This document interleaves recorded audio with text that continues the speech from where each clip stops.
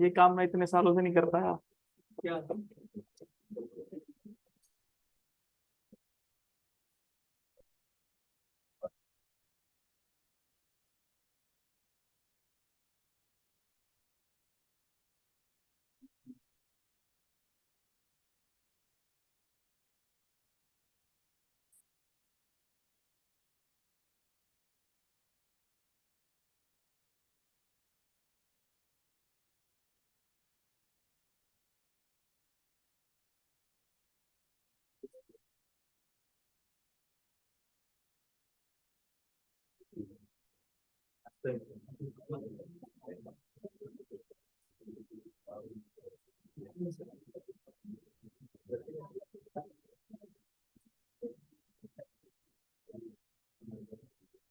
चलते हैं आगे। वीडियो कम कैसे आ रही है आज?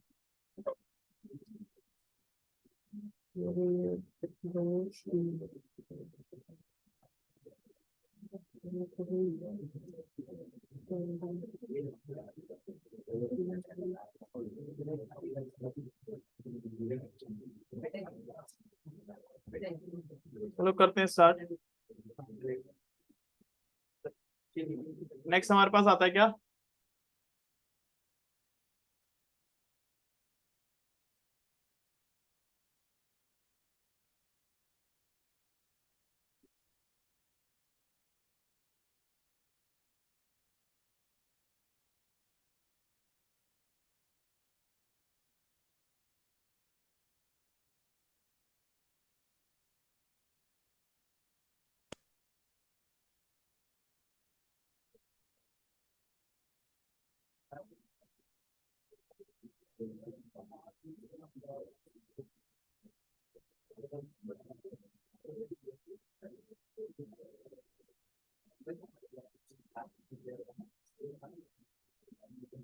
कॉपी कंस्ट्रक्टर हो गया था।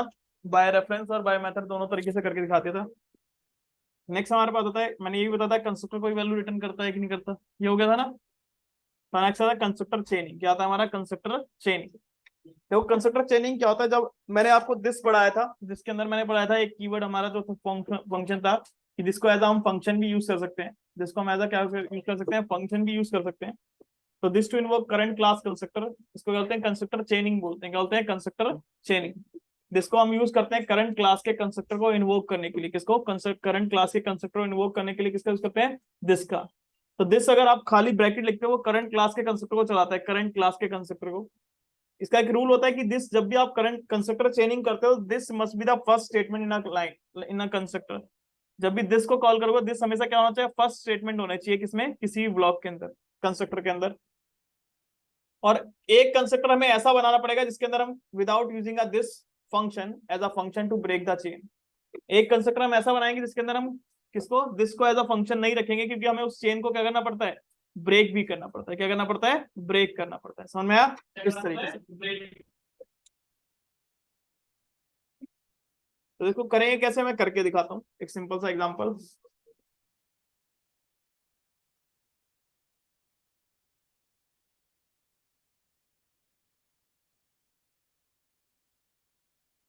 जैसे यहाँ पर मैंने क्लास बनाई टेस्ट टेस्ट टेम्प के नाम से।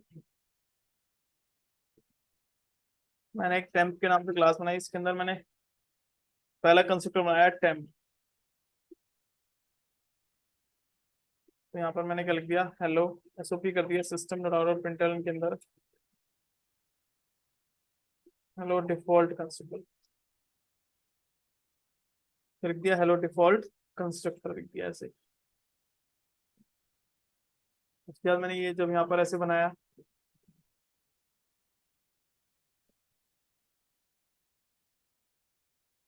ऐसे 4 कंस्ट्रक्टर बना दिए। अब कंस्ट्रक्टर चेनिंग, कंस्ट्रक्टर ओवरलोडिंग पढ़ा था, क्या होता है constructor overloading? Yes I will talk. Constructor overloading क्या होता है? नहीं पता? याद नहीं है? हैं? वन टाइम पे, अच्छा एक टाइम पे मल्टीपल प्रोग्राम रन करने, उसको कंस्ट्रक्टर चेनिंग, वो उसको कंस्ट्रक्टर ओवरलोडिंग बोलते हैं। क्या होता है कंस्ट्रक्टर ओवरलोडिंग? क्या होता है? क्या नाम है तेरा? गौरव क्या नाम है? हैं? चिराग। एक ही प्रोग्राम में अलग मेथड में यूज नहीं कर रहे। सही से बता, थोड़ा सा सही बता रहा है लेकिन थोड़ा सा गलत बता रहा है। हाँ भाई क्या होता है?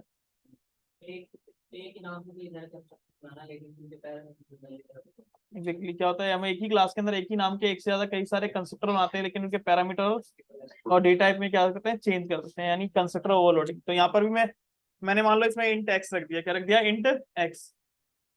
और यहाँ पर मान लो मैंने एक्स को प्रिंट भी करा दिया, लेकिन यहाँ पर मैंने दिस को एज अ फंक्शन यूज किया। दिस क्या लिखा मैंने? This as a function. ये this will be a first line, और दिस को हम एज अ फंक्शन यूज कर रहे हैं जो कि करंट क्लास के कंस्ट्रक्टर को कॉल करता है।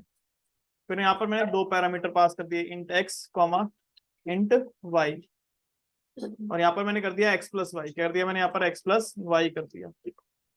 और यहाँ पर फिर मैंने दिस को यूज किया, क्या यूज किया? दिस। और दिस के अंदर क्या पास कर दिया मैंने? 100 पास कर दिया कॉमा 200 पास कर दिया।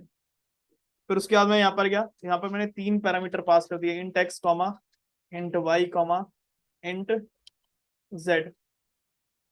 और यहाँ पर क्या कर दिया मैंने? X plus Y plus Z कर दिया। क्या कर दिया? X plus Y plus Z. और इसके अंदर मैंने दिस को ऐसा लिखा, और इसके अंदर दिस के अंदर मैंने 3 पैरामीटर पास, ये 2 पैरामीटर पास कर दिए। नहीं, इसमें मैंने पहले वाले में 1 पास करा और दूसरे वाले में 2 पास कर दिया, 100 कॉमा 200 ऐसे पास कर दिया। ये दिस कंस्ट्रक्टर। फिर मैंने यहाँ पर पब्लिक स्टैटिक वॉइड मेन बनाया। क्या बनाया मैंने? Public static void main. और मैं यहाँ पे कर दिया स्ट्रिंग एआरजीएस। क्या कर दिया मैंने? स्ट्रिंग एआरजीएस कर दिया। और उसके बाद मैंने यहाँ पे करा न्यू न्यू टेम्प करा। मैंने यहाँ पर एक कंस्ट्रक्टर कॉल किया 100 कॉमा 200 कॉमा 300। अब देखो ये वर्किंग कैसे होती है इसकी। जैसे ये कंस्ट्रक्टर चलेगा तो दौड़ के सबसे पहले किसको कॉल करेगा? इस वाले कंस्ट्रक्टर को। जो ही वैल्यू है मैचिंग, क्योंकि जब भी हम कोई कंस्ट्रक्टर कॉल करते हैं मैचिंग तो ढूंढेगा, उसका एग्जैक्ट मैच मिल जाएगा। फिर जैसे ही इस लाइन में आएगा तो पहले लाइन ये मिलेगी, और पहली लाइन इसमें मिलेगी, इसमें 2 पैरामीटर होंगे। कितने पैरामीटर होंगे? 2। तो ये उस कंस्ट्रक्टर को कॉल करेगा जिसके अंदर कितने पैरामीटर होंगे? 2। तो ये यहाँ से इस लाइन को दौड़ के इसमें कहां चला जाएगा? इसके पास आ जाएगा। अब यहाँ पर आया तो इसके अंदर देखो कंस्ट्रक्टर चेनिंग करते क्यों है? जब भी हमारा कोई क्लाइंट हमसे कहता है कि भाई मेरी क्लास का कोई भी ऑब्जेक्ट बने, जब भी मेरी क्लास का ऑब्जेक्ट बने किसी भी कंस्ट्रक्टर को यूज करके, तो ये सारे के सारे काम हो जाए। अब एक ही कंस्ट्रक्टर के अंदर मैं ये सारे सारे कोड तो लिख नहीं सकता, है ना? तो हमारा कोड कॉम्प्लिकेट हो जाएगा। तो हम क्या करते हैं, हर टास्क को परफॉर्म करने के लिए अलग अलग कंस्ट्रक्टर बना देते हैं, और उसकी क्या करते हैं, एक चेन बना देते हैं कि जैसे ही मेरी क्लास का ये कंस्ट्रक्टर चलेगा उसके अंदर से ये सारे के सारे क्या हो जाएंगे? ऑटोमेटिकली कॉल हो जाएंगे। हमें अलग से लिखने की जरूरत, अलग एक ही कंस्ट्रक्टर के अंदर सारा का सारा कोड लिखने की जरूरत नहीं पड़ती। तो जैसे यहाँ पर गया, फिर ये फर्स्ट लाइन में ही आया। अब फर्स्ट लाइन में आया तो ये पहले किसको देखा? भाई इसके अंदर 100 है, एक सिंगल पैरामीटर है, तो ये कौन सा कंस्ट्रक्टर बनेगा? जिसके अंदर एक सिंगल पैरामीटर जाता हो। क्या जाता हो? जिसके अंदर एक सिंगल पैरामीटर जाता हो। अब ये सिंगल पैरामीटर इसके अंदर गया, अब यहाँ पर आया, उसके बाद दिस, फिर दिस पढ़ा, लेकिन ये दिस के अंदर कोई पैरामीटर नहीं है, तो ये कौन सा कंस्ट्रक्टर बनेगा? जिसके अंदर कोई पैरामीटर ना जाता हो। और ये लास्ट वाला दिस, इसके अंदर हमने दिस यूज नहीं किया क्योंकि हमारे अपने चेन को क्या करना है? ब्रेक भी करना है। तो दिस एक फंक्शन ऐसा ही बनाएंगे इसके अंदर दिस नहीं होगा, तो आउटपुट क्या आएगी? अब हेलो कंस्ट्रक्टर 100 300 और फिर 600। समझ में आया? इस तरीके से चलेगा इस ऑर्डर में, लेकिन आउटपुट किस आएगी, रिवर्स ऑर्डर। जिस ऑर्डर में चला था उसका एकदम रिवर्स ऑर्डर में हमें क्या देगा, वो आउटपुट को शो कर देगा। तो जैसे मैं इसको सेव करके चलाता हूँ,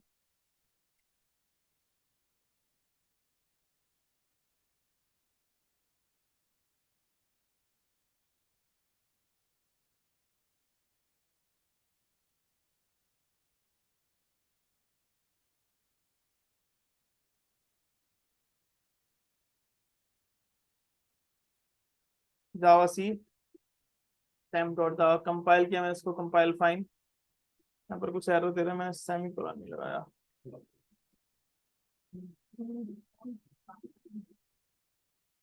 तो कंपाइल किया मैंने, कंपाइल फाइन, फिर लिखा जावा टेम्प, और जैसे ही इंटर मारता हूँ तो यहाँ पर हेलो डिफॉल्ट कंस्ट्रक्टर, फिर 100, फिर 300 और फिर 600। जिस ऑर्डर में दिया है उस ऑर्डर में क्या आ रही है, हमें आउटपुट आ रही है। मतलब एक कंस्ट्रक्टर चलाया है, इसके अंदर ये सारे के सारे क्या हो गए, ऑटोमेटिकली कॉल हो गए। इसको बोलते हैं कंस्ट्रक्टर चेनिंग। तो दिस एज अ फंक्शन को हम यूज करते हैं करंट क्लास के कंस्ट्रक्टर को कॉल करने के लिए। मैं आपको शेयर कर देता हूँ।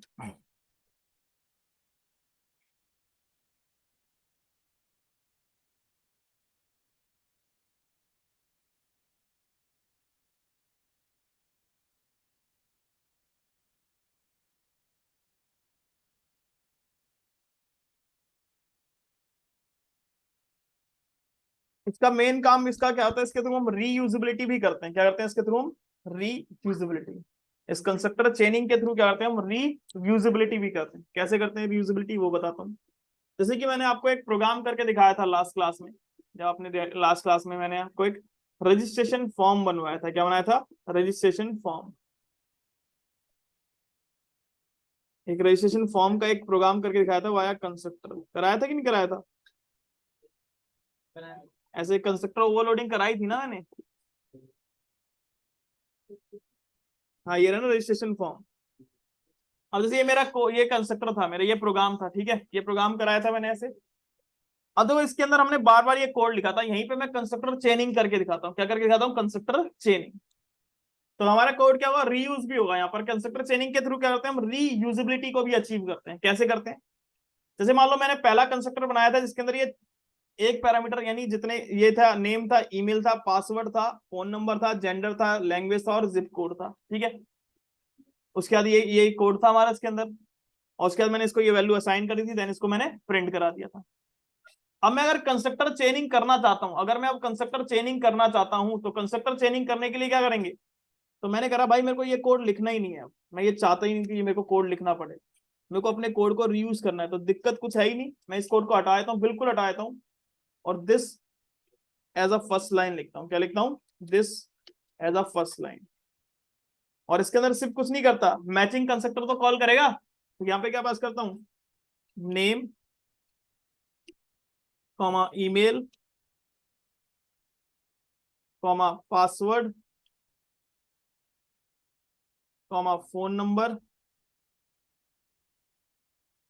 Comma gender comma language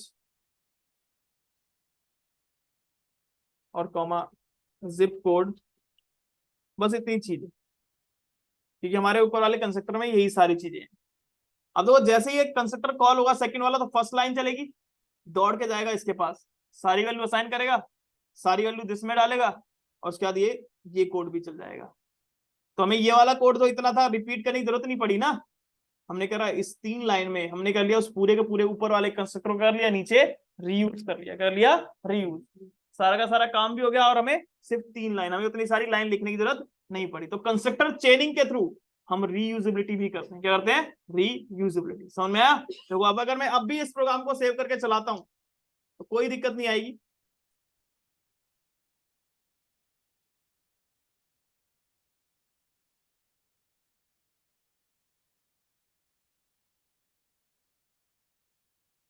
registration form,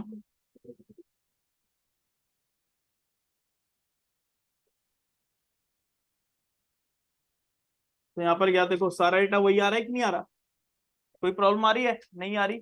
हमने क्या कर ली, जबकि यहाँ पर कंस्ट्रक्टर चेनिंग कर ली। क्या ली, कंस्ट्रक्टर चेनिंग। मैंने एक कंस्ट्रक्टर के अंदर से बहुत सारे मल्टीपल कंस्ट्रक्टर कर दिया, कॉल कर दिया।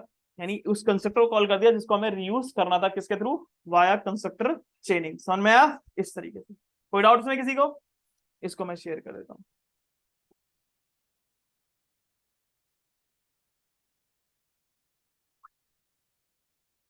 नेक्स्ट हमारे पास आगे कॉन्सेप्ट आता है, इसको बोलते हैं कंस्ट्रक्टर चेनिंग। क्या बोलते हैं? कंस्ट्रक्टर चेनिंग।